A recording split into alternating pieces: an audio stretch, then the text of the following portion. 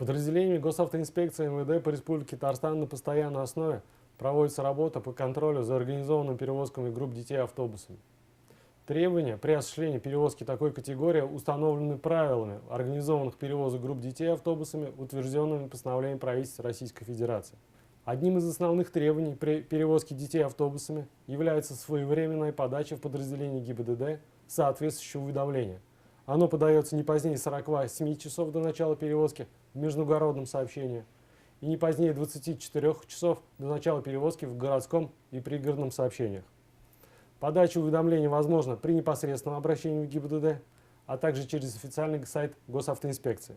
Осуществлять организованную перевозку групп детей допускаются водителями, имеющие стаж работы в качестве водителя транссредств категории D не менее 1 года из последних 2 лет и не привлекавшиеся в течение 1 года до начала организованной перевозки группы детей к административной ответственности в виде лишения права управления или административного ареста за правонарушение в области дорожного движения.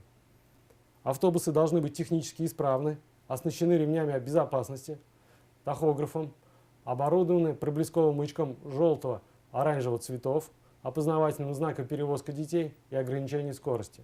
Не допускается перевозки детей в ночное время, кроме случаев перевозки к железнодорожным вокзалам, аэропортам и от них, или при завершении перевозки.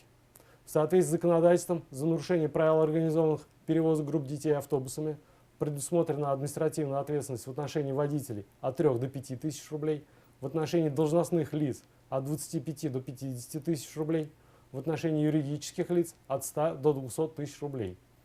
Госавтоинспекция МВД по Республике Татарстан настоятельно рекомендует неукоснительно соблюдать ПДД и быть крайне внимательными и осторожными на дорогах.